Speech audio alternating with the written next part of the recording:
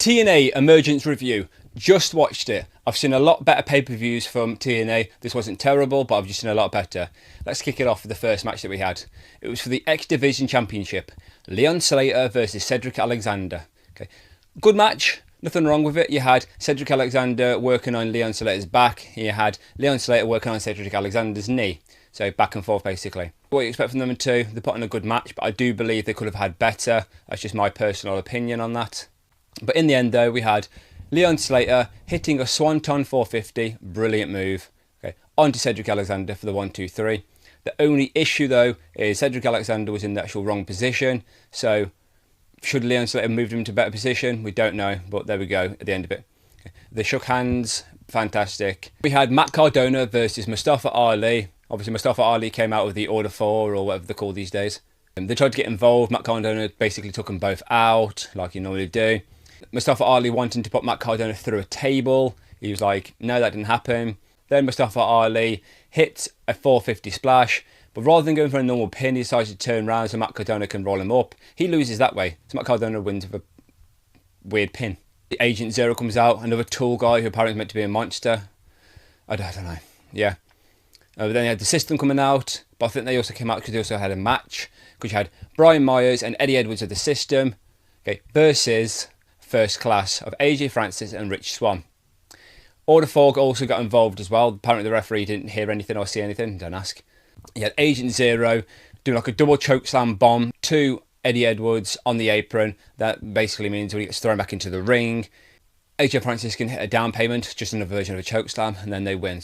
First Class defeated the System. Sami Callihan versus Mike Santana got turned into a street fight because that's exactly what Sami Callihan wanted. He threw the mic to Mike, but he missed. So he basically apologised for that. That made me laugh. That's funny. You had Joe Hendry on commentary. Not sure why, but yeah, I'm sure there's a reason for it. I just don't know it. Not a terrible match. Yeah, had staples involved, paper cuts, but it's just very short. Yeah. Then obviously Mike hit the spin the block for the win. He hesitated a little bit, but he still realised he had to do it. We didn't have to do it, obviously. So Sami Callihan, like he promised, okay, put his boots into the ring and basically said, obviously, yeah, I think he's retired now. So is that the retirement of the Death Machine or not? If it is, that's a pretty bad retirement match, if you ask me. That's just, yeah. Could have gone out a lot better. Great he lost to Mike Santana, a fantastic wrestler, but just, the match was just, yeah, not very memorable. Then we had the 4-way Knockouts Tag Team Championship match. We had first coming out, you had Masha Slamovich because she was in the corner of Lei Yingli and Zaya Brookside. Lei Yingli got an extension on her contract, which was announced by Tommy Dreamer. That was nice to see. So Lei Yingli and Zaya Brookside versus the Inspiration of Kathy Lee and Jessie McKay, I believe. Okay, versus Fatal Influence from NXT, which is Jasmine Nix and Fallon Henley with JC Jane, obviously the double champion of NXT and TNA's Knockout Championship, versus the Elegance brand, Em and Heather by Elegance, who were with the Personal Concierge and Ash by Elegance. It's a lot of people to remember, and I can't pronounce that word as well. We had Mara Sade, I think her name's pronounced, I do apologise, okay, in the corner of the Inspiration. So her, Masha Slamovich and Ash by Elegance all got involved in the ring, and so did JC Jane as well. I think I remember. It was like that many people. I got confused, but that was fine because everyone still carried on. But in the end, though, we had M hitting somebody from the Inspiration. I can't remember which one it was. Sorry. Okay, with the title, which means they picked up the win. So that means obviously they retained the tag team titles. It was a good match. I don't know if it's the best one. I suppose it just depends on what you like.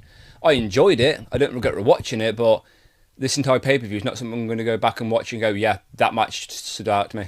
The Hardys defeating the Rascals after Jeff Hardy hit a Swanton bomb onto Myron Reed. So it was Matt and Jeff Hardy versus Zachary Wentz and Myron Reed. Again, I don't really know what else to really take away from this match. I thought the Hardys were actually going to win because obviously I do feel like they're going to go into Bound for Glory against Team 3D as the champions. But now the other tag team champions from another promotion, which I've never even heard of, and I can't remember what they're even called. There is way too much wrestling to actually keep up with. Oh, sorry, I did forget one match. Frankie Kazarian was on commentary, I don't know why, for the International Championship match of Steve Macklin retaining his title against Jake Something. Great spot in the match. You had Jake Something power bombing Steve Macklin onto the ring steps. great. You had Steve Macklin going to go for like a spear while Jake something was hanging upside down, but he caught him in like a guillotine. He got out of it, did like a triple spear into the corner. Steve Macklin hits the KIA, basically a double armor DDT onto Jake something to retain his title. Then Frankie Kazarian, I thought them two were going to have like an impromptu match. They didn't. I believe after that as well, we had the first class penthouse. Not much really changed. It was obviously just, yeah, they came out and the system came out. Then we probably had the best match of the night. Not that it was the best match ever, just of the night. One of them has to be. That is the main event of Trick Williams defending the TNA World title against Moose. Trick Williams retained after a pretty okay match. You had obviously Moose hitting the spear after the referee got knocked down, so he would have won, even though Trick was moving around. Moose getting backdropped through a table, the timekeeper's table. That was a nice spot. But we had Trick Williams hitting a double trick shot, so obviously one and then another, not like a double is not two knees, to retain the title. And obviously, yeah. So basically we had no championships changing hands, which I'm actually quite surprised with. I guess this pay-per-view didn't really mean much. Like if you missed it, you didn't really miss much, but it was still nice to see obviously TNA getting somewhere. I don't really see how it like forwarded the stories. But where do we go from here from each like one? We'll probably have Leon Slater just defending the X Division title again against somebody else where he's going to win just to basically build himself up. The Knockouts titles, I still think that somebody from NXT is actually going to win that. First class, I can see Casey Navarro coming back maybe with another tag team partner to take on AJ Francis and Rich Swann after he got kicked out. I've basically just completely done this in the wrong order, but yeah. Matt Cardona probably going to work with the system to take on Order 4 again. Mike Santana is probably going to go for the world title again soon because I do think he's actually going to win it at some point. I'll basically build him up.